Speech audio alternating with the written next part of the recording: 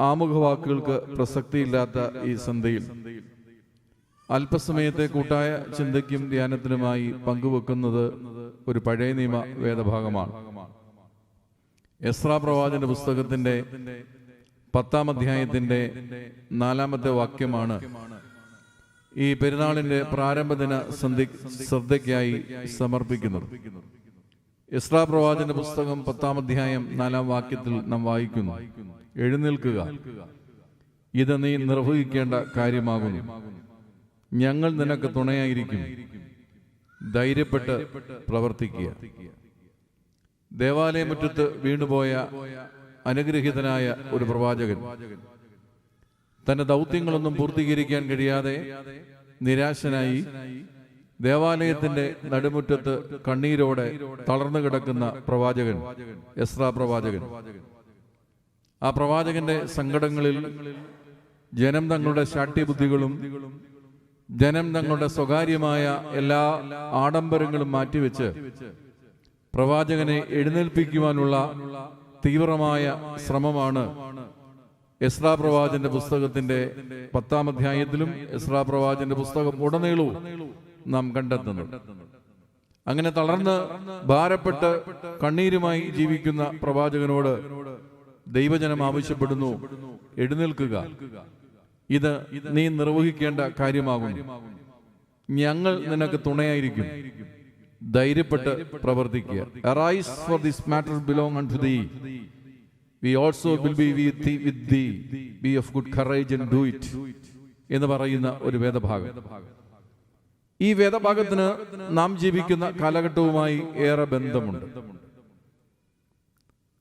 അടഞ്ഞുകിടന്ന ദേവാലയങ്ങളും തളർന്നുപോയ പൗരോഹിത്യ സാന്നിധ്യങ്ങളുമൊക്കെ കഴിഞ്ഞ 2.5 വർഷത്തെ നമ്മുടെ ജീവിതത്തിന്റെ കാഴ്ചകളായിരുന്നു.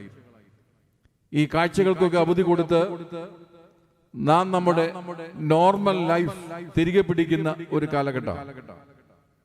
നമ്മുടെ ആത്മീയ ജീവിതത്തെ കുറച്ചുകൂടെ ശക്തിപ്പെടുത്തുവാൻ പരിശ്രമിക്കുന്ന ഒരു കാലഘട്ടം.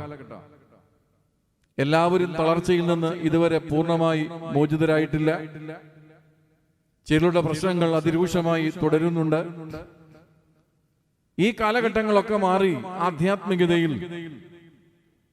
പുത്തൻ ധൈര്യവും പുത്തൻ ദിശാബോധവും കൈവരിക്കേണ്ട ഒരു കാലഘട്ടത്തിൽ എസ്രാ പ്രവാചകന്റെ ചിന്തകൾക്ക് വളരെ പ്രസക്തിയുണ്ട് എന്നാണ് എൻ്റെ ബോധ്യം.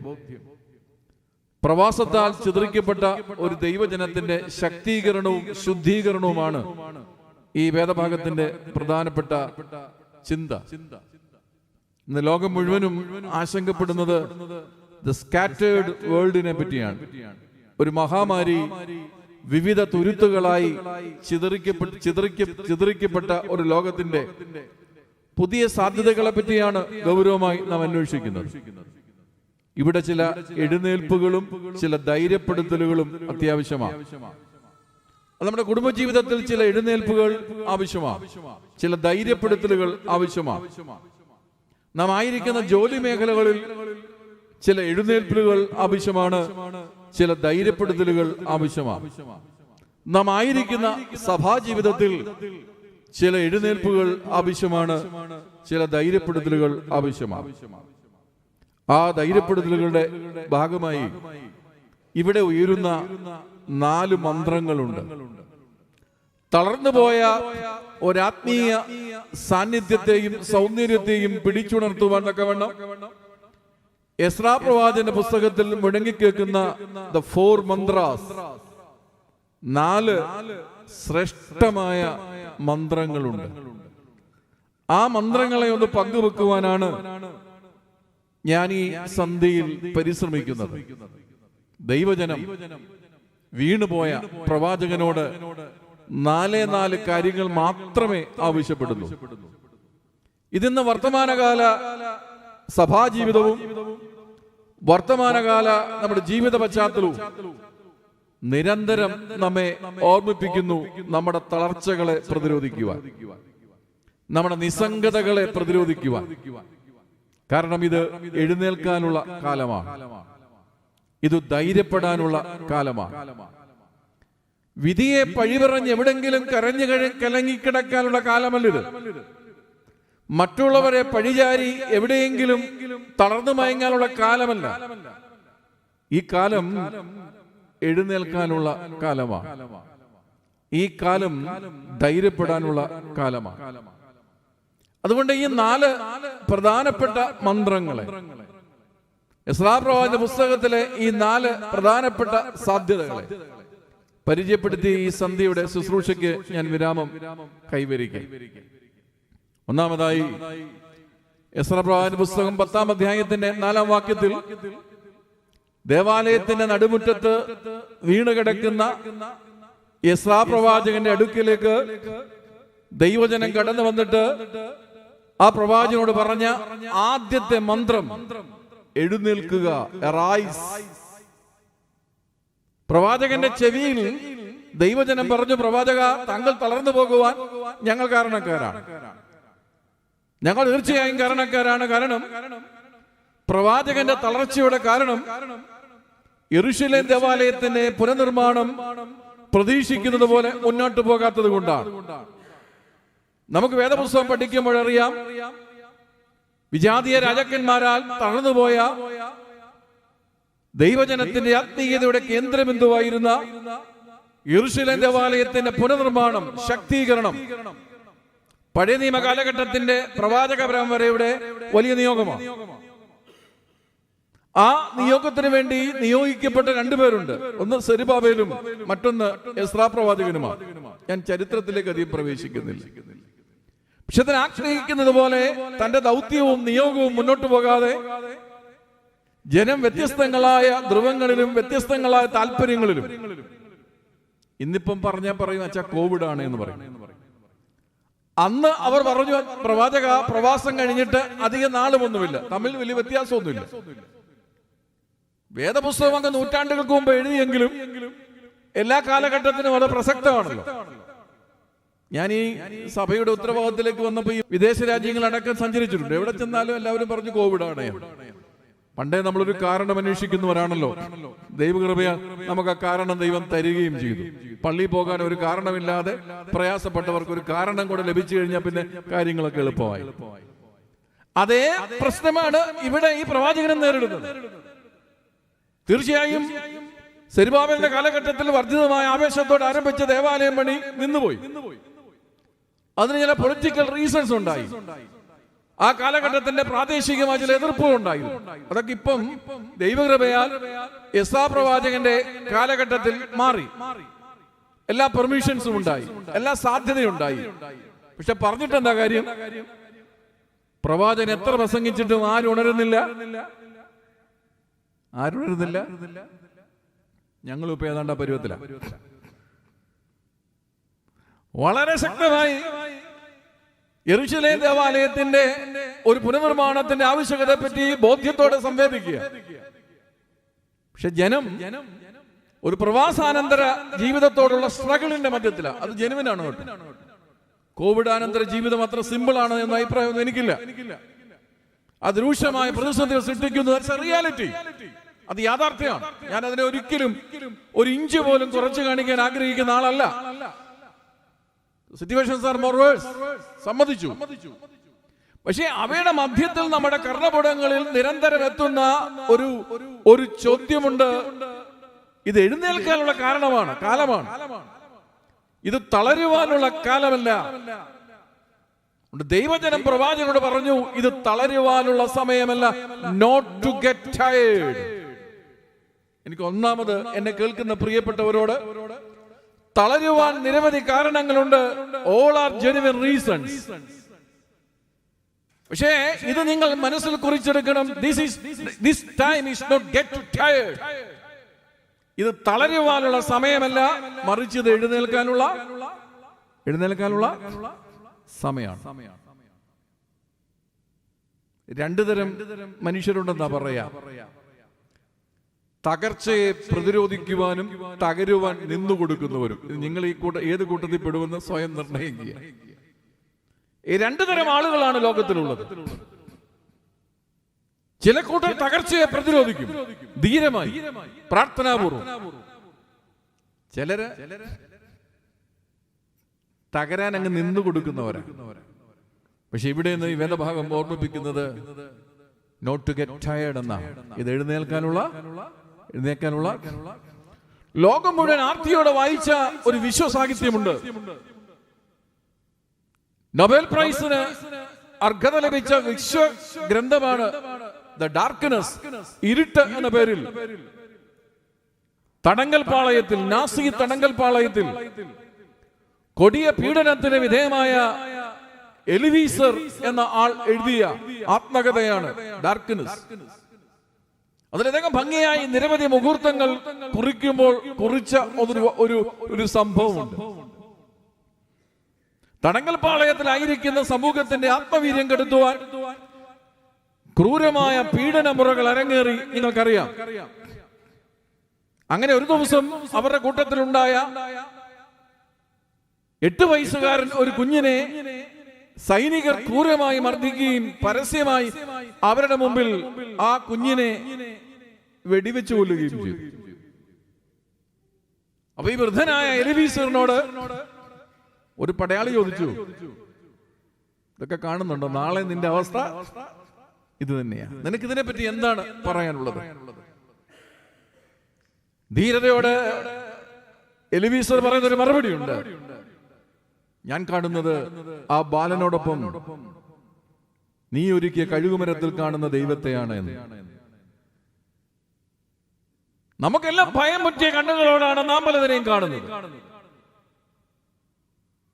ക്രൈസ്തവ സഭയിലെ ആദ്യത്തെ രക്തസാക്ഷിയായ സ്തെഫാനോസ് തനിക്ക് നേരെ പാഞ്ഞു വന്ന കരിങ്കൽ ചീളുകളെ ഒന്നും കാണുന്നില്ലല്ലോ. അദ്ദേഹം കണ്ടത് സ്വർഗം തുറന്നിരിക്കുന്ന ഇമ്പകരവും മനോഹരവുമായ കാഴ്ച.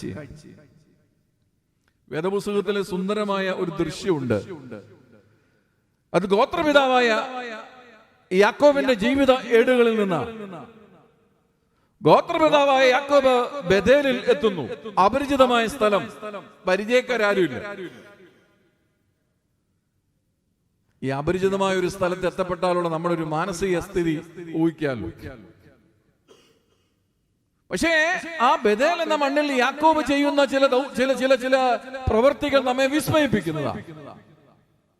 യാക്കോബ് എന്ത് ചെയ്യുന്നറിയാമോ? ബഥേൽ എന്ന അപരിചിതമായ സ്ഥലത്ത് ഒരു കരിങ്കല്ലെടുത്ത് തന്റെ തലയിണയായി വെച്ച് കൂർക്കം വലിച്ചുറങ്ങുക. നമുക്കാണ് AC 19 2 ഫാനും ഫിറ്റ് ചെയ്ത് 4 തലവണയും വെച്ചാൽ 3 മണിക്കൂർ കഴിയും ഉറക്കം വരാൻ. ചിലക്കാണെങ്കിൽ ഉറക്കമേ വരാറില്ല. ഈ അടുത്ത കാലത്ത് ഒരാൾ പറഞ്ഞു, ഉറക്ക ഗുളിക പോലും ഉറക്കം നൽകുന്നില്ല, ഹെൽപ്ലെസ്. പക്ഷെ കരിങ്കൽ ചീളുകളിൽ തലചായിച്ച് വളരെ സുന്ദരമായി ഒരുങ്ങുന്ന യാക്കോബ് എന്നെ അസൂയപ്പെടുത്തിയിട്ടുണ്ട്. കാരണം എനിക്ക് പ്രശ്നമുണ്ട്. എന്നിട്ടോ നല്ല മനോഹരമായ സ്വപ്നങ്ങളാണ് കാണുന്നത്. എന്താണ് കാണുന്നത്? ആകാശം തുറന്നിരിക്കും, മാലാഖമാർ കയറുകയും ഇറങ്ങുകയും ചെയ്യും. നമ്മളാണ് കണ്ണൊന്ന് അടച്ച മൊത്തം പ്രശ്നം, ഞെട്ടി ഉണരുകയാണ്. അതങ്ങനെ നമ്മുടെ കുട്ടികൾക്ക് എവിടെയാ നല്ല സ്വപ്നങ്ങൾ? രാവിലെ തൊട്ട് വൈകുന്നേരം വരെ വാട്സാപ്പിൽ വെടിവെക്കുന്നതും വെട്ടിക്കൊല്ലുന്നതും ചവിട്ടിത്തേക്കുന്നതും ഒക്കെയല്ലേ കാണുന്നത്. പിന്നെ എന്ത് മനോഹരങ്ങളായ സ്വപ്നങ്ങൾ ഉണ്ടാകാനാ? നമ്മുടെ ജീവിതത്തിന്റെ സംഘർഷപരതയിൽ, നമ്മുടെ ജീവിതത്തിന്റെ ഈ സംഘർഷാത്മകതയിൽ നമുക്ക് എന്ത് മനോഹര സ്വപ്നങ്ങളാണ് ഉണ്ടാകാനുള്ളത്. പക്ഷേ യാക്കോബിന്റെ ജീവിതം വ്യത്യസ്ത. അപരിചിതത്തിന്റെ ഭാവങ്ങൾ ഞാൻ ആയിരിക്കുമ്പോഴും, കരിങ്കൽ ചീളുകളിൽ തലവെച്ചുറക്കേണ്ടി വരുമ്പോഴും സ്വർഗം തുറന്നിരിക്കുന്ന ഒരു മനോഹരമായ കാഴ്ച. അതെ, കൊറോണ പ്രതിസന്ധി സൃഷ്ടിച്ചിട്ടുണ്ട്, ജോലി മേഖലകളിൽ സൃഷ്ടിച്ചിട്ടുണ്ട്, ഒത്തിരി ക്രൈസിസ് സൃഷ്ടിച്ചിട്ടുണ്ട്. പക്ഷേ നിനക്ക് ഉറങ്ങാൻ പറ്റത്തില്ലെന്ന് വെറുതെ പറയാ. ദൈവം നിന്നോട് കൂടെ ഉണ്ടെങ്കിൽ ഏത് കരിങ്കലിന്റെ പുറത്തും നീ ഈ വിശ്വാസം ഉണ്ടോ? ആത്മീയതയിൽ വേണ്ടത് ഈ സിമ്പിൾ ഫെയ്ത്ത് ആണ്. നമുക്ക് ഇല്ലാത്തതും അത് തന്നെയാണ്. നമ്മുടേത് ഭയങ്കര കോംപ്ലിക്കേറ്റഡ് ഫെയ്ത്താ. നമുക്ക് വേണ്ടത് ഈ ലളിതമായ വിശ്വാസം. നാം മടങ്ങണം. ഏത് കരിങ്കൽ ചീടുകളിലും തലവെച്ച് നമുക്ക് ഉറങ്ങാമെന്ന ആത്മവിശ്വാസത്തിലേക്ക് നമ്മുടെ ആത്മീയ ജീവിതത്തിന് നമ്മെ ഉയർത്തുവാൻ കഴിയണം. സാധിക്കുമോ പ്രിയപ്പെട്ടവരെ? ബുദ്ധി കൊണ്ടും യുക്തി കൊണ്ടുമാണ് നാം പലതിനെയും സ്വീകരിക്കുന്നത്. അച്ഛനെ നോർപ്പിക്കാനുള്ളത് വിശ്വാസം കൊണ്ട് സ്വീകരിക്കാൻ കഴിയുമോ എന്ന വലിയ വെല്ലുവിളിയാണ് ഇവിടെ ഉയർത്തുവാനുള്ളത്. പരിമല തിരുമേനിയുടെ ജീവിതം അതായിരുന്നു. നമ്മളൊക്കെ ബുദ്ധി കൊണ്ടും യുക്തി കൊണ്ടുമാണ് ജീവിത പരിസരങ്ങളെ നേരിടുവാൻ, അതുകൊണ്ടാണ് തളർന്നു പോകുന്നത്. പക്ഷെ എഴുന്നേൽക്കുവാൻ കഴിയണമെങ്കിൽ വിശ്വാസം കൊണ്ട് ഇവയെ സ്വീകരിക്കുവാൻ എനിക്ക് നിങ്ങൾക്കും സാധിക്കേണ്ടിയിരിക്കുന്നു. ജനം അന്നും ഇന്നും ഒരുപോലെ. ഇസ്രായേലിന്റെ പുസ്തകം 9-ാം അധ്യായം 1-ാം വാക്യം പഠിക്കുമ്പോ കനാന്യ, പെരീസ, അമോന്യ, ഹിത്യ, യെബൂസ്യ. ആർക്കൊന്നും മനസ്സിലായി? എന്തോ ചെയ്യാനാ? ആ കാലഘട്ടത്തിന്റെ വിവിധ സ്വാധീനങ്ങളാണ്. ഇപ്പം പറഞ്ഞ നമുക്ക് മനസ്സിലാകുന്ന ഭാഷ പറഞ്ഞാൽ നമ്മുടെ ഇടയിലുള്ള സ്വാധീനങ്ങൾ വളരെ വ്യത്യസ്തങ്ങളാണ്. പണ്ട് ദൈവജനത്തിന് ദൈവത്തെ പറ്റി മാത്രമേ ചിന്തയുണ്ടായിരുന്നു. പക്ഷെ ഇപ്പൊ അവരുടെ ഇടയിലേക്ക് പുതിയ സ്വാധീനങ്ങൾ, new kinds of influences, new kinds of perspectives, new kinds of lifestyles, natural. അതവരുടെ ജീവിതത്തിലേക്ക് എത്തുമ്പോ ചില പ്രവാചകന്മാർ നിരാശപ്പെടേണ്ടി വരുന്നുണ്ട്. ദേവാലയ മുറ്റത്ത് അവർ വീണ് കിടക്കുന്നുണ്ട്. കാരണം ജീവിതം വളരെ വ്യത്യസ്തമാണ്, ജീവിതം ഒരു ആഘോഷപരമാണ് എന്ന് ചിന്തിക്കുന്ന ഒരു ലോകമാണ്. കേരളത്തിൽ ഇപ്പോ ഹോസ്പിറ്റലുകളിൽ അൺനോൺ പേഷ്യൻസിന്റെ എണ്ണം കൂടുകയാണ്. ഒരു പേഷ്യന്റിനെ ഐഡന്റിഫൈ ചെയ്യുന്ന കോണം മിനിമം ഒരു അഡ്രസ് വേണ്ടേ? ഈ അടുത്ത കാലത്തൊരു നിരീക്ഷണമാണ്, അൺനോൺ പേഷ്യൻസ്, അവർക്ക് മേൽവിലാസങ്ങളേ ഇല്ല. എവിടെ പോയി അവരുടെ മേൽവിലാസങ്ങൾ? അജ്ഞാത മൃതശരീരങ്ങൾ നമ്മുടെ നാട്ടിൽ കുമിഞ്ഞുകൂടുന്നെന്ന്. മരിച്ചു കഴിഞ്ഞതിന് ശേഷം നമുക്ക് സത്യം പറഞ്ഞ മേൽവിലാസങ്ങൾ ആവശ്യമില്ലെങ്കിലും മരിച്ചു കഴിഞ്ഞവനെ തിരിച്ചറിയാൻ ഒരു മേൽവിലാസമെങ്കിലും വേണ്ടേ? എന്താണ് പ്രിയപ്പെട്ടവർ, എവിടെയാണ് നാം തളർന്നു പോയത്? ഇനി നമുക്കൊരു കുഴപ്പമുണ്ട്. നമ്മളിപ്പോൾ മുഖം ഉയർത്തുവാൻ മടിക്കുന്നവരാ. കാരണം ആശുപത്രി ജോലി സ്ഥലത്തു നിന്ന് മടങ്ങി വരുന്ന ഭർത്താവ് വീട്ടിൽ വരുമ്പം ഭാര്യയോട് ചോദിക്കും, എന്തുകൊണ്ട് വിശേഷം? ഭാര്യയുടെ ഒരു മറുപടി, ആ കുഴപ്പമില്ലെന്നേ. അപ്പോഴും ഭാര്യയുടെ മുഖം വാട്സ്ആപ്പിലാണ്, മുഖം ഉയരുന്ന പരിപാടിയില്ല. അപ്പൊ പിന്നെ ഭർത്താവിന്റെ തളർച്ച കാണാൻ സാധ്യതയില്ല. പകല് മുഴുവൻ വീട്ടിൽ പണിയെടുത്ത ഭാര്യയുടെ മുഖം കാണാനൊട്ട് ഭാഗ്യവുമില്ല. പിള്ളേരുടെ അവസ്ഥ തന്നെയാണ്. എങ്ങനെയുണ്ടാ പഠിത്തം? ഓ വലിയ കുഴപ്പമില്ലെന്നേ. ഇത് കേരളം മുഴുവൻ ഇപ്പോൾ ബ്രെക്സിറ്റ്, ലഹരിക്കെതിരെയുള്ള നിതാന്ത പോരാട്ടത്തിലാണ്. നമ്മുടെ നാട്ടിൽ, നമ്മുടെ സ്വന്തം നാട്ടിൽ പ്ലേ സ്കൂളിൽ പിള്ളേരെ വിടാൻ പറ്റാത്ത ഗതികേടിലാണെന്ന് പറഞ്ഞാൽ നിങ്ങൾ വിശ്വസിക്കുമോ? എന്താണ് പ്രിയപ്പെട്ടവരെ നമ്മുടെ ജീവിതത്തിൽ ഹിത്യ, പെരൂസ്യ, എബൂസ്യ, അമോന്യ സ്വാധീനങ്ങൾ അതേ ഉണ്ട്. ദൈവജനത്തിന്റെ ഇൻട്രസ്റ്റ് മാറിപ്പോകുന്നുണ്ട്. പക്ഷേ ഇതൊക്കെ നമുക്ക് തളരാനുള്ള കാലമാണോ? ഇതിനെ നമുക്ക് നേടുവാൻ കഴിയണ്ടേ?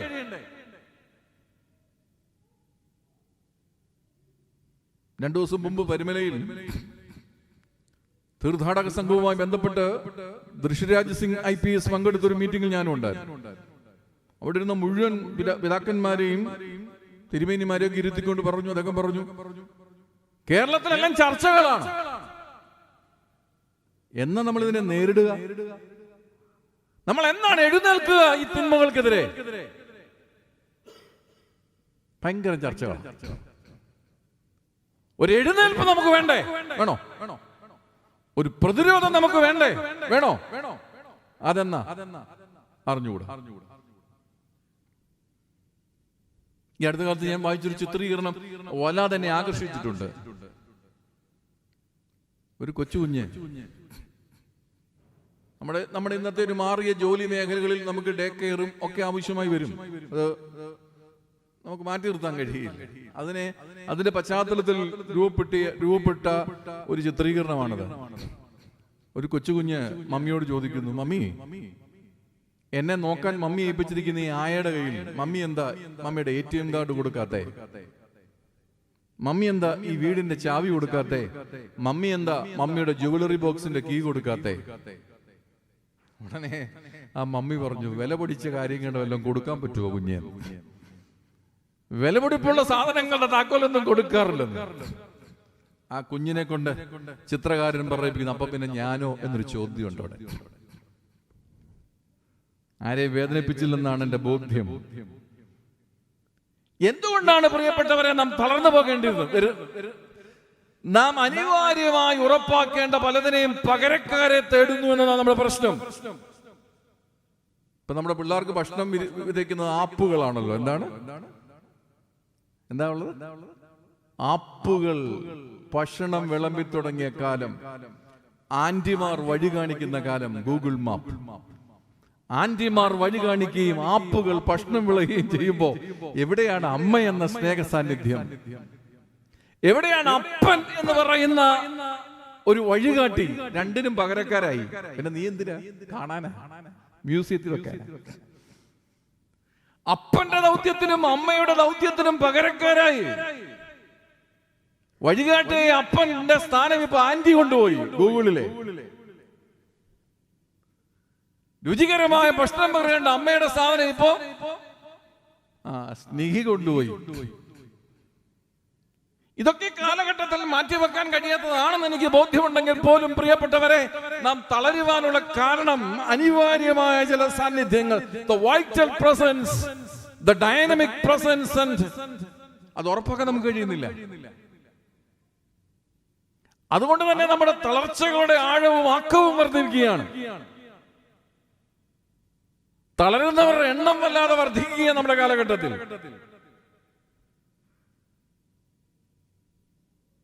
Situations are okay but problem still remains എന്ന് പറഞ്ഞ എന്തൊരു ഗതികേടാ. Situations are okay but problem still remains എന്ന് പറയുന്നത് എന്തൊരവസ്ഥയാ? സന്തോഷങ്ങൾ പങ്കിടുവാനും സങ്കടങ്ങൾ പങ്കിടുവാനും ആളില്ലാതെ പോകുന്നത് എന്തൊരു ദുരവസ്ഥയാ. വീടിന്റെ സ്ക്വയർ ഫീറ്റുകൾ വർദ്ധിച്ചപ്പോഴും മനസ്സിനുള്ളിൽ ചേക്കേറുവാൻ പ്രിയതമന്റെ സ്നേഹമില്ലാതെ പോകുന്നത് എന്തൊരു ദാരിദ്ര്യമാണ്. വീടിന്റെ സ്ക്വയർ ഫീറ്റുകൾ വർദ്ധിച്ചപ്പോഴും മനസ്സിന്റെ ഉള്ളിൽ ചേക്കേറുവാൻ കുഞ്ഞു കുട്ടികളുടെ സ്വന്തം മക്കളുടെ സ്നേഹമില്ലാതെ പോകുന്നത് എന്തൊരു കൊടിയ ദാരിദ്ര്യമാണ്. ഇതൊക്കെ അച്ഛൻ പറയുമ്പോ നോട്ട് ടു ഗെറ്റ് ടയേർഡ്, ഇത് തളരാനുള്ള ഇത് എഴുന്നേൽക്കാനുള്ള സമയമാണ് പ്രിയപ്പെട്ടവരെ. പെന്തിക്കോസ്ത് ശുശ്രൂഷയിൽ ഓർമ്മിപ്പിക്കുന്നു, ദൈവത്തിന്റെ ശക്തിയാൽ നിങ്ങൾ എഴുന്നേൽക്കുകയും. പലരുടെയും ചിന്ത എഴുന്നേൽപ്പ് ഒരു ശാരീരിക, they believe that is a physical exercise. No, it's a spiritual activity. എഴുന്നേൽപ്പ് ഒരു ആത്മീയ ദൗത്യമാണ്. തളർച്ചകളെ പ്രതിരോധിക്കാൻ കഴിയുക എന്നത് സ്പിരിച്വൽ റെസ്പോൺസിബിലിറ്റി, ഒരാത്മീയപരമായ നിയോഗമാണ് പ്രിയപ്പെട്ടവരെ അത്. പക്ഷെ പലർക്കും ഇപ്പൊ എഴുന്നേക്കാൻ പറ്റുന്നില്ല. ഈ നാട്ടിലെ ഈ ഭവന സന്ദർശനം നടത്തുമ്പോഴേ പ്രത്യേകിച്ച് പ്രായമായ ഒത്തിരി ആളുകൾ ആശുപത്രി കിടപ്പുണ്ട്. ഷുഗറും പ്രഷറും ഒന്നും വന്നല്ല, കിഡ്നി പോയുമല്ല, പലരുടെ നട്ടല്ലും ഇടുപ്പല്ലും പല്ലും പോയാണ് അവിടെ കിടക്കണേ. അപ്പൊ അവരോട് ചോദിക്കും, എന്തു പറ്റിയപ്പച്ച? എന്തോ പറയാനച്ചാ, രാത്രിയിൽ ഒന്ന് ബാത്റൂമിൽ പോകാനായിട്ട് എഴുന്നേറ്റതാ, വടിയുടെ ഗ്രിപ്പ് പോയി. എന്നാ പോയി? അപ്പനും വീട്ടിൽ കുത്തി നടക്കാൻ പറ്റുന്നില്ലെന്നേ. അല്ല, ഒന്നാം തരം ഗ്രാനൈറ്റ് അല്ലേ, ഇച്ച വെള്ളം കൂടെ ഉണ്ടെ പിന്നെ ഇവിടെ കുത്തി അങ്ങ് ഓസ്ട്രേലിയ പൊങ്ങുവോ വടി. സ്വന്തം അപ്പന്മാരുടെ വടിക്ക് ഗ്രിപ്പ് പോലും ഇല്ലാത്തൊരു കാലഘട്ടത്തെയാണോ നാം നിർമ്മിച്ചത്? എങ്ങനെ എഴുന്നേക്കാൻ പറ്റുമെന്നേ പറയണേ. ഗ്രിപ്പ് വേണ്ടേ? വേണോ? വേണ്ട? ഒന്ന് പറഞ്ഞേ. ജീവിതത്തിൽ ഒരു ഗ്രിപ്പ് വേണ്ട, എഴുന്നേൽക്കുവാൻ, സങ്കടങ്ങളുടെ നേരെ നിൽക്കുവാൻ, പ്രതിസന്ധികൾക്ക് നേരെ നിൽക്കുവാൻ, ആകുലതകൾക്ക് നേരെ നിൽക്കുവാൻ ഒരു ഗ്രിപ്പ് വേണ്ടേ? വേണോ? ഉണ്ടോ? ഉണ്ടാവണം. അതിന്റെ പേരാണ് ആധ്യാത്മികത. ചിലര് കൊറോണ വന്ന് അന്നേരം അകത്ത് കയറിയതാ, ഇതുവരെ പുറത്തിറങ്ങിയിട്ടില്ല. അവർക്ക് തമ്പുരാന്റെ സാന്നിധ്യം കൊണ്ട് ഒരു പുതിയ ആത്മീയതയും കിട്ടിയിട്ടുണ്ട്. യൂട്യൂബ് ആത്മീയത. നാട്ടിൽ ഇവിടുത്തെ അറിഞ്ഞുകൂടാ. ഇവിടെ തമ്പുരാന്റെ ഈ ഭരണാധികാരികളോട് എനിക്ക് ഭയങ്കര നന്ദിയുണ്ട്. ഈ സാധനം നിരോധിച്ചു. നാട്ടിലാണെങ്കിൽ ഇപ്പൊ ചോദിക്കാൻ പറ്റില്ല, എന്നെ പറ്റി പള്ളി വരാഞ്ഞേ. അതിപ്പോ ഞാൻ പരിമല കർബാന യൂട്യൂബിൽ പ്രിയപ്പെട്ടവരെ, ഓർത്തഡോക്സ് ആരാധന യൂട്യൂബിൽ ആവാഹിക്കാമെന്ന് കരുതുന്നതിന് ശുദ്ധ മണ്ടത്തരമാണ്. ഈ ആരാധനയിൽ കാഴ്ച മാത്രമല്ല, ഇതിന് സൗരഭ്യമുണ്ട്, മുന്തിരിക്കത്തിന്റെ മണമുണ്ട്, ഇതിൽ കയ്യസൂരിയുടെ സുഹൃതമുണ്ട്, ഇതിൽ പങ്കാളിത്തത്തിന്റെ സുഹൃത്, കമ്മ്യൂണിറ്റി ആരാധനയാണ്. കണ്ടോടാ ഞങ്ങളുടെ അച്ഛന്റെ പൂത്തോമ, അമ്മയനച്ഛന്റെ കിടിലം പ്രസംഗം കേട്ടോ, ഭയങ്കര വെറൈറ്റി പ്രോഗ്രാം. അതങ്ങോട്ട് പോയി പോയി പോയി പോയി ഞങ്ങളുടെ അമ്മച്ചിയുടെ മത്തിക്കറി കണ്ടോ. അമ്മച്ചി വർഷങ്ങളായിട്ട് മത്തിക്കറി, അപ്പാപ്പന്റെ കപ്പ കൃഷി കണ്ടോ. അതൊക്കെ ഞങ്ങൾ സഹിക്കാം. പക്ഷെ ഈ കാണുന്ന നമുക്ക് ചില ഉത്തരവാദിത്വങ്ങളുണ്ട്. ഇതൊന്ന് ബാക്കി പറ, ഇതൊന്ന് ലൈക്ക് ചെയ്യണം, തീർന്നില്ല, സബ്സ്ക്രൈബ് ചെയ്യണം, കമന്റ് ചെയ്യണം, ഷെയർ ചെയ്യണം. പിന്നെ മേളിലൊരു ബട്ടൺ ഉണ്ട്, ഇതെ പിടിച്ച് എന്തൊക്കെ പരിപാടിയാണ്. അപ്പം ഫിലിപ്പം ശ്യാമലച്ചന്റെ കുർബാനയ്ക്ക് ലൈക്ക് ചെയ്യണം, കമന്റ് ചെയ്യണം. എന്തൊരു ഗതികേടായിരിക്കും. നമ്മുടെ ആധ്യാത്മികത തന്നെ അതിന്റെ ഗ്രിപ്പ് പോയ മട്ടിലാണ്. പറഞ്ഞുകൊണ്ടിരുന്ന എനിക്ക് തന്ന സമയം ഒന്നും മതിയാകാതെ വരും. പിന്നെ ഈ സ്ഥാനത്തിരുന്നുകൊണ്ട് പഴയ പോലെ എനിക്ക് വിളിച്ച് പറയാനും പറ്റാത്തൊരു അവസ്ഥയുണ്ട്.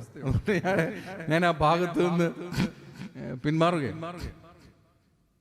എവിടൊക്കെയോ നാം തളർന്നു പോകുന്നുണ്ട്, എവിടൊക്കെയോ നാമും നമ്മുടെ തലമുറയും വീണു പോകുന്നുണ്ട്. ദൈവം നിന്നോട് സംവേദിക്കുന്നു, എഴുന്നേൽക്കുക. Not to get tired. ഇത് എഴുന്നേൽക്കാനുള്ള, ഇത് തളരാനുള്ള,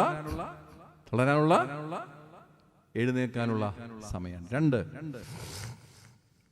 എസ്രാപ്രവാചകന്റെ പുസ്തകം 10-ാം അധ്യായം 4-ാം വാക്യം. രണ്ടാമത് ജനം എസ്രാ പ്രവാചകന് പറഞ്ഞു, ഇത് നീ നിർവഹിക്കേണ്ട കാര്യമാണ്. This is your unique mission. നിനക്ക് മാത്രമേ ഇത് ചെയ്യാൻ മിഷൻ സ്റ്റിൽ റിമെയിൻസ്. രണ്ടാമത്തെ മന്ത്രമാണ്. ഇതാരാ പറയുന്നറിയാമോ? ഈ പ്രവാചകന്റെ ചെവിച്ചെന്നത് പറഞ്ഞു കൊടുക്കുന്ന ആടെ പേര് വേദപുസ്തക പ്രകാരം യഹീയേലിന്റെ പുത്രനായ സഹന്യാവ്. ഇച്ചിരി കട്ടിയുള്ള പേരാണ്. യഹീയേലിന്റെ പുത്രനായ സഹന്യാവ്. സഹന്യാവ് എസ്രാ പ്രവാചകന് പറഞ്ഞു, നിനക്ക് പകരക്കാരനില്ല കേട്ടോ, ഇത് നീ തന്നെ നിർവഹിക്കേണ്ട കാര്യമാണ്. സത്യം പറഞ്ഞ് ഇത്തരം ഒരു കൂട്ടുകാരനെ നമുക്ക് ആവശ്യമാണ്. ദയവായി ഈ പുള്ളിയെ ഫേസ്ബുക്കിലോ വാട്സപ്പിലോ ഇൻസ്റ്റയിലോ ഒക്കെ നാടിയണം. എന്തെന്നറിയാമോ, ചിലപ്പോ നമ്മളെ തന്നെ ഒന്ന് വിളിച്ചുണർത്തുവാൻ ഇത്തരം സഹന്യാവുമാരെ നമുക്ക് ആവശ്യമാണ്. തീർച്ചയായും ഇത്തരം ചില നല്ല സുഹൃത്തുക്കൾക്ക് നമുക്ക് ആവശ്യമാണ്. ഈ ലോക്ക്ഡൌൺ വന്നതോടുകൂടി നമ്മൾ ലോക്കുമായി, ആരാണ്ടറിഞ്ഞിട്ട പേരാണ് ലോക്ക് ഡൗൺ. ലോക്കുമായി, പിന്നെന്തുവായി? തടി കൂടി, കൊഴുപ്പ് കൂടി, പഞ്ചസാര കൂടി. എന്തൊക്കെ കൂടി? തടി കൂടി, കൊഴുപ്പ് കൂടി, പഞ്ചസാര കൂടി. ആര് പറഞ്ഞു ഇത് തളരാനുള്ള കാലമാണ്? ചില സഹന്യാവുമാരെ നമുക്ക് ആവശ്യമാണ്.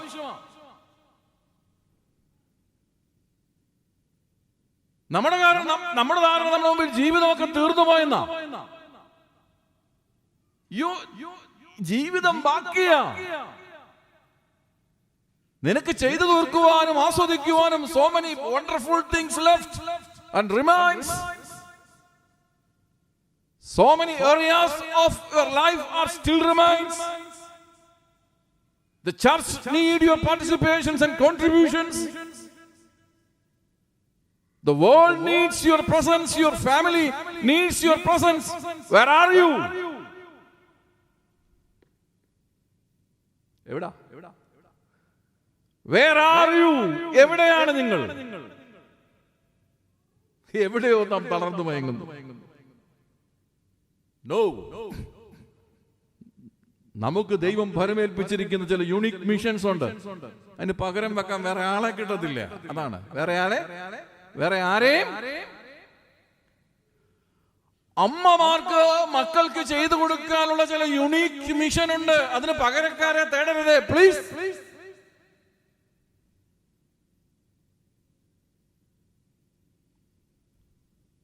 അമ്മയുടെ കരുതലിന് മുമ്പ് ഞാൻ പറഞ്ഞ ആയമാരെ തേടിയാലും അമ്മയുടെ കരുതലിന് കരിയർ ഗുരുക്കന്മാരെ തേടിയാലും അത് പകരമല്ല. ഇന്നിന്റെ കാലത്തിന്റെ പ്രശ്നമാണ്. നിന്റെ സാന്നിധ്യം നീ ഉറപ്പാക്കേണ്ട ഇടങ്ങളുണ്ട്. അതുണ്ട് എന്ന് ഓർമ്മിപ്പിക്കുവാൻ നമുക്ക് ചില സഹന്യാവുമാ. ഈ കൺവെൻഷൻ പ്രസംഗം ഞാനതിന് ഉപയോഗിക്കുക. നമുക്ക് ഓർക്കാൻ കഴിയും, തീർച്ചയായും ഒരു പാർട്ട്ണർ എന്ന നിലയിൽ എന്റെ ഭർത്താവിന് എന്റെ സാന്നിധ്യം ഉറപ്പാക്കേണ്ടതുണ്ട്. Whatever may be my busy schedule, എത്ര തിരക്കുണ്ടെങ്കിലും അത് നീ ഉറപ്പാക്കേണ്ടതുണ്ട്. നിങ്ങളുടെ കുട്ടികൾക്കായി നീ കുറെ സമയം അവന് കൊടുക്കേണ്ടത്, that's his right. No alternative. നീ ഉയർത്തുന്ന കമ്പ്യൂട്ടർ ഗെയിമോ നീ ഒരുക്കിയ live ഫെസിലിറ്റീസോ not a proper alternative. ശരിയായ ഒരു ബദലല്ലത്. ഈ ആപത്തിൽ നിന്ന് നാം തിരിച്ചു വരണം. നാം ഉറപ്പാക്കേണ്ടത് നാം തന്നെ ചെയ്യണം. വേണോ വേണ്ടായോ?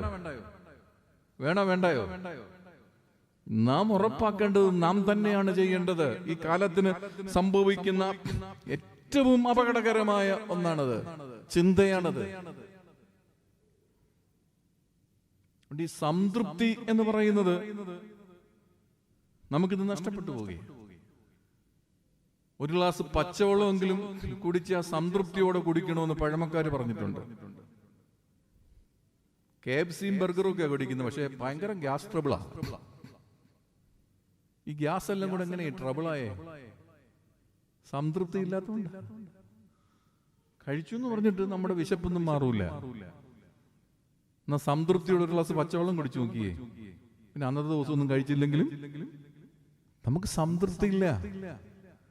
നാം ആഗ്രഹിക്കുന്നു, നേടുന്നൊക്കെ നമ്മൾ സ്വന്തമാക്കുന്നു, അവകാശപ്പെടുമ്പോഴും ഈ സംതൃപ്തിയുടെ ലെവൽ ഓഫ് സാറ്റിസ്ഫാക്ഷൻ അത് നമ്മെ സംബന്ധിച്ചോളം വലിയൊരു പ്രശ്നമാണ്.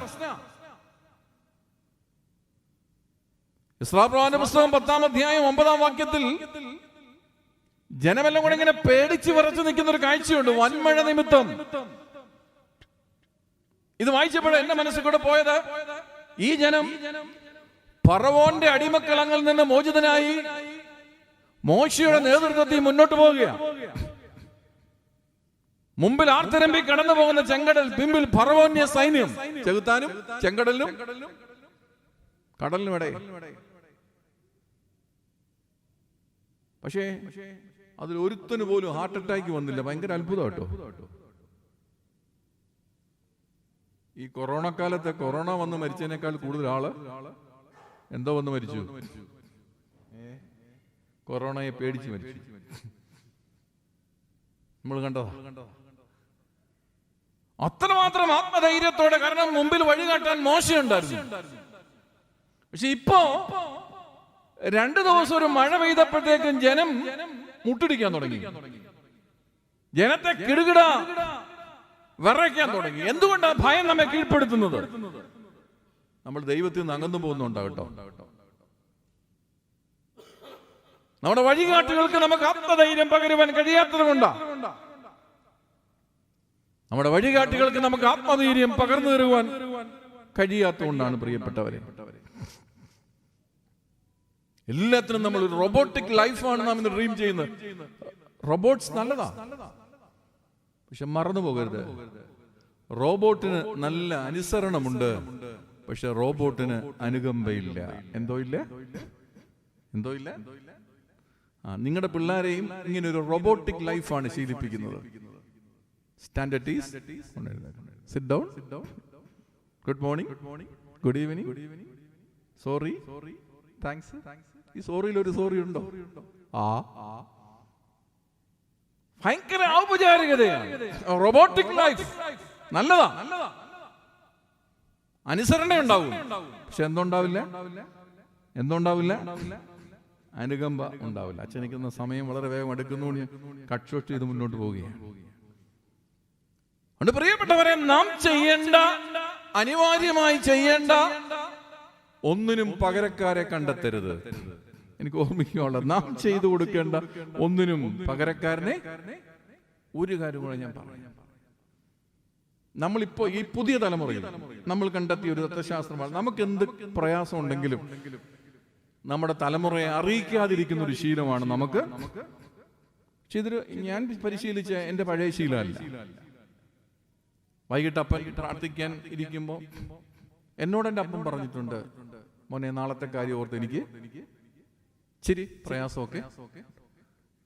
ഞങ്ങളൊക്കെ ഇന്ന് വളർന്നു എന്ന് അവകാശപ്പെടുന്നുവെങ്കിൽ അപ്പനൊരു സങ്കടമുണ്ടെന്ന് ബോധ്യമായ ഒരു തലമുറയുടെ വക്താക്കളാണ്. ഇപ്പൊ നമ്മുടെ മുമ്പിൽ തലയ്ക്ക് മേലെ ലോണുകൾ പെരുകുമ്പോഴും പിള്ളേരോട് നമ്മളൊന്നും കുഞ്ഞല്ലേ. എന്താണ് ഞാൻ പറയും, നിന്റെ 9ാം ക്ലാസ്സിൽ പഠിക്കുന്ന 13 വയസ്സുകാരനുണ്ടല്ലോ, അവനെ വിളിച്ചിരുത്തിയിട്ട്, മോനെ അപ്പനൊരു പ്രശ്നമുണ്ട്, നിന്റെ അഭിപ്രായം എന്താണെന്ന് ചോദിച്ചാൽ ചോദിക്കാൻ പറ്റുമോ? നാളെ തൊട്ട് നിന്റെ കുഞ്ഞ് ജീവിക്കാൻ പഠിക്കും. ജീവിതം ഒരു കലയാ, അത് വളർത്തിയെടുത്തേ തീരൂ. നിങ്ങളാണ് ഈ കുപ്പിയിലിട്ട് അതിനെ കൊണ്ട് നടക്കണേ. ജീവിതം ഒരു കലയാ, ആ കല വളർത്തുവാൻ ഇന്നത്തെ മാതാപിതാക്കൾ പരിശ്രമിക്കുന്നേ ഇല്ല. അവരറിയട്ടെ, അവരോട് ഇതിന് പങ്കാളിത്തം വഹിക്കട്ടെ, അവരറിഞ്ഞ് വളരട്ടെ. അവർക്ക് നല്ല സഹന്യാവുമാരായി ഞങ്ങൾ കൂടെ ഇരിക്കുക. എന്താണ്? എനിക്ക് പല അമ്മമാരെ അറിയാം, ലഹരിയുടെ ആദ്യത്തെ പഫ് വലിച്ച് വല്ലാതെ തളർന്നു പോയിരുന്ന കുഞ്ഞിനെ പറ്റി അറിയാമായിട്ടും അപ്പനൊരു രക്ഷ മിണ്ടില്ല. കാരണം അന്ന് വൈകിട്ട് ആ വീട്ടിൽ നടക്കുന്ന യുദ്ധത്തെ ഓർത്ത് മിണ്ടില്ല. നിന്റെ മകനെ ലഹരിക്ക് നീ വിട്ട് വലിച്ചെറിഞ്ഞു കൊടുക്കുകയാണ്. നീ ശബ്ദിക്കേണ്ടടുത്ത് നിന്റെ ശബ്ദം ഉയരട്ടെ, നീ തിരുത്തേണ്ടടുത്ത് നിന്റെ ശബ്ദം ഉയരട്ടെ, നിന്റെ സാന്നിധ്യമുള്ളിടത്ത് നിന്റെ ശബ്ദം ഉണ്ടാവട്ടെ, സാന്നിധ്യം ഉണ്ടാവട്ടെ. നിശബ്ദത ഒന്നിനും പരിഹാരമല്ല. എന്തിനാ നമ്മുടെ പിള്ളേരോട് ഇങ്ങനെ ഡിപ്ലോമാറ്റിക് ആവുന്നത്? ഭയങ്കര ഡിപ്ലോമസിയാ. മിണ്ടല്ലേ, അവന് ഇഷ്ടപ്പെടില്ല എന്നൊക്കെ പറയുന്ന ഒരു ലോകത്താണ്. നിങ്ങൾ എത്ര പേരെന്നെ സ്വീകരിക്കുമെന്ന് എനിക്ക് അറിഞ്ഞുകൂടാ. പോട്ടെ, ഞാൻ അതിവേഗം മുന്നോട്ട് പോകുന്നു. 2 കാര്യങ്ങൾ ഞാൻ പറഞ്ഞു. നോട്ട് ടു ഗെറ്റ് ടയേർഡ്, ഇത് തളരാനുള്ള സമയം. മിഷൻ സ്റ്റിൽ റിമെയിൻസ്, ഇത് നീ തന്നെ ചെയ്യേണ്ട കാര്യം. 3ാമത്, എസ്രാ പ്രവാചകന്റെ പുസ്തകം 10ാം അധ്യായം 4ാം വാക്യം, ഞങ്ങൾ നിനക്ക് തുണയായിരിക്കും. ജനം പറയാ, പ്രവാചകൻ ഞങ്ങൾക്ക് തെറ്റിപ്പോയി, ഇന്നലെ വരെ നീ വിളിച്ച പലതിനും വരാൻ ഞങ്ങളെ കൊണ്ട് സാധിച്ചില്ല. ഡ്യൂട്ടി ഉണ്ടായിരുന്നു, ബിസിനസ് സംബന്ധമായി ട്രിപ്പ് പോയി, പല കാര്യങ്ങളുണ്ടായിരുന്നു. പക്ഷെ എന്റെ പ്രവാചക, ഇന്ന് ഞങ്ങൾ ഉറപ്പ് നൽകുന്നു, ഞങ്ങൾ നിനക്ക് the assurance of fellowship, ആരെയും വിളിച്ചുണർത്തും. ഒന്ന് പറഞ്ഞു നോക്കി. വീട്ടിൽ ചെന്ന് കോപാക്രാന്തയായ ഭാര്യയെ വരുതിയിലാക്കാൻ വെറുതെ കാശ് മുടക്കി ലുല്ലു പോണ്ട. വെറുതെയാ, നാളെ പിന്നെ ഇത് തന്നെ മേടിച്ചു കൊടുക്കേണ്ടി വരും. പോയിന്ന് പറഞ്ഞു നോക്കി, പോട്ടടി നിന്റെ കൂടെ ഞാനുണ്ടെന്ന് അത് പറയൂലല്ലോ. ഒന്ന് പറഞ്ഞു നോക്കി. നമ്മൾ പിള്ളേരെ സന്തോഷിപ്പിക്കാൻ ഇങ്ങനെ വെടിക്കെട്ടും കേക്കും മുട്ടായുമായിട്ട് നടക്കുക. ഇതൊക്കെ താത്തു വെച്ചേ, എന്നിട്ട് ആ മോനോടൊന്ന് പറയാൻ ശ്രമിച്ചേ, മോനെ നിന്റെ കൂടെ ഈ സാധ്യത നമ്മളിന്ന് ഉപയോഗിക്കുന്നില്ലേ? The assurance of fellowship. തുണയാകുക എന്നതൊരു വലിയ തണലാണ്. തുണയായിരിക്കുക. പിന്നെ വിവാഹത്തിൽ ഉപയോഗിക്കുന്നത് തക്ക തുണ. എന്താണ്? തക്ക തുണയാകുക എന്നതൊരു വലിയ തണലാണ്.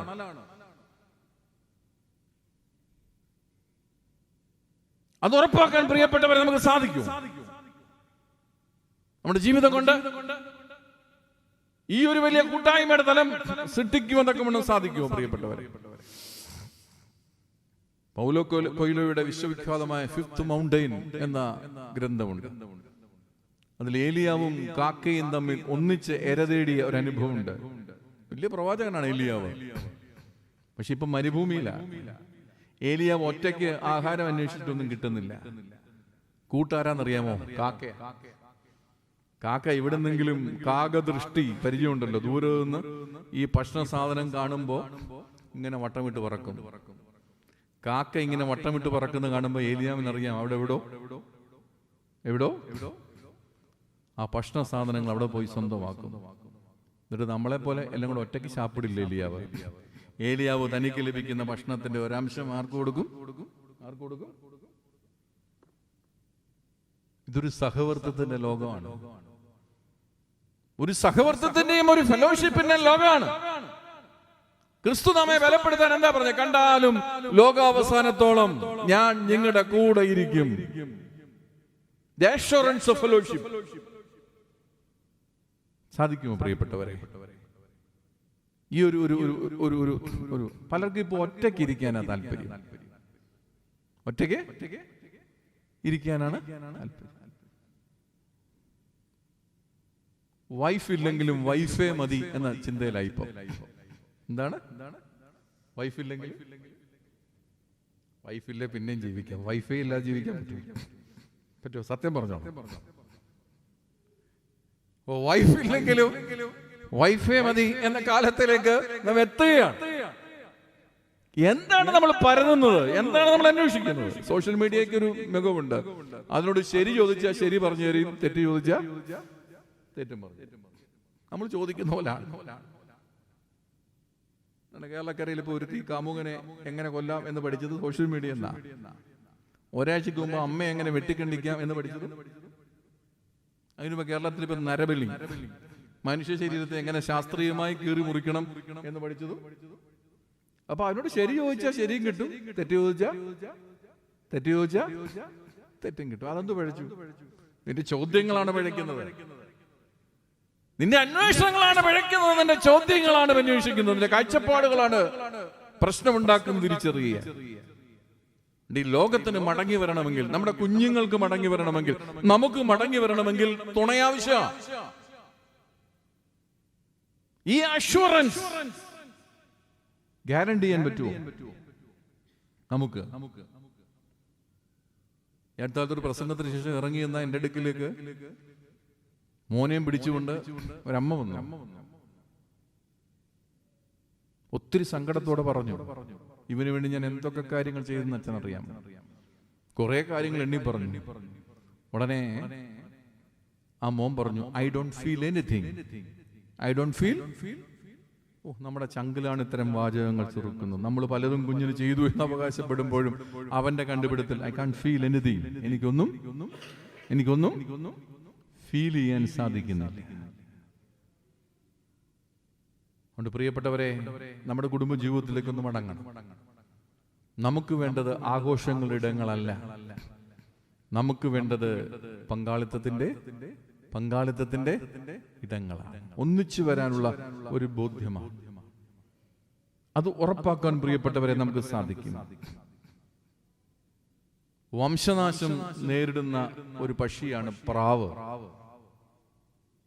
പ്രാവുകൾക്ക് എങ്ങനെ വംശനാശം സംഭവിക്കുന്നു ചോദിക്കുന്ന പഠനങ്ങൾ ഏറ്റവും അലക്ഷ്യമായി തന്റെ വീട് ഉണ്ടാക്കുന്ന പക്ഷിയാണ് ആര്? അതുകൊണ്ട് മുട്ടകളൊന്നും പലപ്പോഴും വിരിയാറില്ല. മനുഷ്യന്റെയും ഗതി ഈ വഴി. എത്ര അലക്ഷ്യമായിട്ടാണ് നാം വീടുകൾ ക്രമീകരിക്കുന്നത്. ഇതിലൊരു തലമുറയ്ക്ക് വളരാനുള്ള സാഹചര്യമുണ്ട്. നിങ്ങൾക്ക് ഉറപ്പുണ്ടോ? ഉണ്ടേ കുഴപ്പമില്ല. എത്രമാത്രം പങ്കാളിത്തത്തിന്റെ ബോധ്യങ്ങൾ അതിൽ ഉയർത്തുവാനും ഉണർത്തി വെക്കുവാനും പ്രിയപ്പെട്ടവരെ എനിക്ക് നിങ്ങൾക്കും സാധിക്കും. എനിക്ക് 5 മിനിറ്റ് കൂടെ ഉള്ളൂ. അവിടെ ഞാൻ അതിവേഗം 4-ാം ഭാഗത്തേക്കും എത്തുകയാണ്. 3 കാര്യങ്ങൾ ഞാൻ പറഞ്ഞു. ഒന്ന്, ഞാൻ പറഞ്ഞത് നോട്ട് ടു ഗെറ്റ് ടയേർഡ്, എഴുന്നേൽക്കാനുള്ള സമയം. 2, ഇത് നീ തന്നെ ചെയ്യണം. It's your unique mission. Mission still remains. ഞങ്ങൾ നിന്റെ കൂടെയുണ്ട്. The assurance of the fellowship. ഒന്നുകൂടെ പറയാം. എസ്രാ പ്രവാചകന്റെ പുസ്തകം 10-ാം അധ്യായം 4-ാം വാക്യം. 4-ാമത് പറഞ്ഞു പ്രവാചക, ധൈര്യപ്പെട്ട് പ്രവർത്തിക്കുക. To be courageous and do it. ധൈര്യപ്പെട്ട്. നമ്മുടെ തലമുറ വല്ലാതെ അഡ്വഞ്ചറസ് ആകുന്നുണ്ട്. പക്ഷെ കറേജിയസ് ആകുന്നുണ്ടോ എന്ന് ചോദിച്ചാൽ എനിക്ക് അറിഞ്ഞുകൂടാ. സ്വന്തം സങ്കടങ്ങളുടെ നേരെ നിൽക്കാൻ അവന് കഴിയുന്നുണ്ടോ എന്ന് ചോദിച്ചാൽ എനിക്ക് അറിഞ്ഞുകൂടാ. ഭയങ്കര അഡ്വഞ്ചറസ് ആകുന്നു. നിസ്സാര കാര്യങ്ങൾ പോലും മനസ്സ് തകർന്നവർ എണ്ണം ഇവിടെ വർദ്ധിക്കുകയാണ്. എന്താണ് ആധ്യാത്മികത എന്നതിനെ പറ്റി ഒത്തിരി നിർവചനങ്ങളുണ്ടോ? എനിക്ക് ഏറെ സ്വീകാര്യമായ നിർവചനം പറയാം. ജീവിതത്തെ അതിന്റെ എല്ലാ അവസ്ഥകളിലും സ്വീകരിക്കാനുള്ള കരുത്തിന്റെ പേരാണ് ആത്മീയത. It's a power to face all the miseries and obstacles in your life. നമ്മുടെ തലമുറയ്ക്ക് ചാറ്റിങ്, ചീറ്റിങ് ഒക്കെ പരിചയമുണ്ട്. ഫേസിങ് പരിചയമില്ല. എന്തോ പരിചയമില്ല? റേസിംഗും പരിചയമുണ്ട്. നമ്മുടെ തലമുറയ്ക്ക് ചാറ്റിങ്, ഡേറ്റിങ്, ചീറ്റിങ്, ഔട്ടിങ്. പക്ഷെ എന്ത് പരിചയമില്ല? ഫേസിങ് എന്നൊരു പദമുണ്ട്. അത് പലപ്പോഴും പരിചിതമില്ലാതെ പോകുന്നു. നമ്മുടെ സങ്കടങ്ങൾ നേരെ നിൽക്കുന്നതിലാണ് നമ്മുടെ കരുത്ത്. ഈ മലയാള ഭാഷയിൽ സുന്ദരമായി ചാവുപക്ഷി എന്നൊരു പ്രയോഗമുണ്ട്. ഈ ഇവിടെ ഇരിക്കുന്ന നമ്മുടെ കൊച്ചു എങ്ങനെ മനസ്സിലാക്കുമെന്ന് എനിക്ക് അറിഞ്ഞുകൂടാ. ചാവുപക്ഷി എന്നൊരു പ്രയോഗമുണ്ട്. ഈ ദേശാടന കിളികൾ, അതിൽ മുമ്പേ പറക്കുന്ന പക്ഷിയുടെ പേരാണെന്ത്? ചാവുപക്ഷി എന്ന് പറഞ്ഞാൽ ഈ കിളികളൊക്കെ പക്ഷിക്കുമ്പോൾ മുമ്പേ അല്പം ദൂരെയായി ഒരു പക്ഷി പറക്കും. അതിന്റെ പേരാണ്, അത് ഭയങ്കര റിസ്കി പൊസിഷൻ ആകട്ടോ. വേട്ടക്കാരൻ അമ്പ ചെയ്താൽ ആദ്യം പതിക്കുക ആരുടെ ദേഹത്താണ്? എല്ലാ അപകടങ്ങളുടെയും മുൻപിലാണ് ചാവുപക്ഷികൾ പറക്കുന്നത്. ദേശാടന കിളികൾക്ക് കൃത്യമായി പറക്കുവാൻ ചില ചാവുപക്ഷികൾ അനിവാര്യമാണ്. പ്രിയപ്പെട്ടവരെ, നമ്മളൊക്കെ ഭയങ്കര സേഫ് സോണിലാണ്. എന്താണ് സേഫ് സോണിലാണ്. ഒരു സേഫ് സോണിന്റെ തലങ്ങളിലാണ് നാം ജീവിക്കുന്നത്. ശമരിയാക്കാരി സ്ത്രീ ക്രിസ്തുവിന് വേണ്ടി കുടം ഉടച്ചു കളഞ്ഞു. പക്ഷെ അവൾ അവിടെ ക്രിസ്തുവിനായി ജീവിതം പണിതു. നമ്മുടെയൊക്കെ ജീവിതത്തിൽ ഇന്നും ഉടയ്ക്കപ്പെടാത്ത കുടം ഒത്തിരി ബാക്കിയുണ്ട്. ചിലതൊക്കെ ഉടയട്ടെ, നല്ലതാ. അതിന് കൊറോണ നമ്മളെ സഹായിച്ചെങ്കിൽ നല്ലതാ. എല്ലാവരും മുട്ടിപ്പാട്ട് പ്രാർത്ഥിക്കുക, കൊറോണ മാറണം. എന്തിനീ കൊറോണ മാറുന്നത്? പഴയ ആഘോഷങ്ങൾ തിരിച്ചു കൊണ്ടുവരാനാ. സത്യം പറഞ്ഞ എൻ്റെ ജീവിതത്തിൽ ഈ 2.5 വർഷക്കാലം ഞാൻ സംതൃപ്തിയോടെ കണ്ടു. കാരണം മറ്റൊരു കല്യാണം നടത്തിയ നാട്ടിൽ വീട്ടിൽ പോകാം. എന്തൊക്കെ ബഹളങ്ങൾ, എന്തൊക്കെ. ഇതാകുമ്പോൾ സ്വസ്ഥമായിരുന്നു. മണവാളിനും മണവാട്ടിയും കൃത്യസമയത്ത് പള്ളി വരും. ഫോട്ടോഗ്രാഫർമാരുടെ തള്ളലില്ല, കൂട്ടുവരുന്നവരുടെ തള്ളലില്ല. കല്യാണം കഴിയും. ആ 2.5 വർഷത്തെ കല്യാണം കുഴപ്പം പിടിച്ച കല്യാണമെന്നാണ് നിങ്ങൾ ധാരണ. ഇപ്പൊ നിങ്ങൾ കൊറോണ മാറണമെന്ന് ആഗ്രഹിച്ചത് 1000 പേരെ ഉറപ്പിനും പിന്നെ 10,000 പേരെ കല്യാണത്തിനും കൊണ്ടുവന്ന ആഡംബരങ്ങൾക്ക് വേണ്ടിയാ. മെഴുകുതിരി കത്തിച്ച് വിളിച്ച് പള്ളിയുടെ റാസ് നടത്തിയപ്പോൾ കർത്താവ് ഓടിപ്പോയി. ഇപ്പൊ നിങ്ങളിത് മാറണമെന്ന് ആഗ്രഹിക്കുന്നത് എന്തിനാണ്? 1000 വൈറസുകൾ വേണ്ടിവരുമോ ഇനിയും നമ്മെ ജീവിതം പഠിപ്പിക്കാൻ? മാന്യമായ ഒരു ശവസംസ്കാരം പോലും കൊടുക്കുവാൻ കഴിയാതെ കുഴിയിലേക്ക് മറക്കപ്പെട്ട പ്രഹതഭാഗ്യന്മാരാ. ഞാൻ തന്നെ എത്ര ചിതകൾക്ക് തീ കൊളുത്തിയിട്ടുണ്ടെന്ന് അറിയാം. അവരാരും സമൂഹത്തിൽ ഉന്നതരല്ല എന്ന അഭിപ്രായമല്ല. ആ കാലം അതായിരുന്നു എന്നതാണ്. അതുകൊണ്ട് പ്രിയപ്പെട്ടവരെ, നാം ചില ധൈര്യങ്ങൾ പ്രാപിക്കേണ്ട കാലമാണ്. എന്തിനാണ് നമുക്ക് ആത്മീയതയിലെ കരുത്ത് നഷ്ടപ്പെടുന്നുകൊണ്ടാ ജീവിതത്തിൽ ഈ ഫേസിങ് എന്ന് പറയുന്ന തലം നമുക്ക് പലപ്പോഴും നമ്മുടെ തലമുറയ്ക്ക് ജീവിതത്തോട് ഫേസ് ചെയ്യാനുള്ള കരുത്തൂടെ നമുക്ക് ഉണ്ടാക്കാൻ ഗുണം കഴിയണം. പക്ഷെ നമുക്കിപ്പോ എല്ലാം പേടിയ, നരച്ച തലമുടിയെ പേടിയ, വാർദ്ധക്യത്തെ പേടിയ, അപരനെ പേടിയ, മറ്റുള്ളവനെ പേടിയ. പേടിയില്ലാത്ത എന്തെങ്കിലും ഉണ്ടോ? ആഹാരം കഴിക്കാൻ പേടിയ, ഷുഗർ ഇല്ലാത്ത ആഹാരം എന്തെന്ന് അന്വേഷിച്ച ഇപ്പം പറയുന്നു ഉപ്പിനകത്ത് പോലും ഷുഗർ ഉണ്ടോ. പിന്നെ എന്താ കഴിക്കണ്ടേ?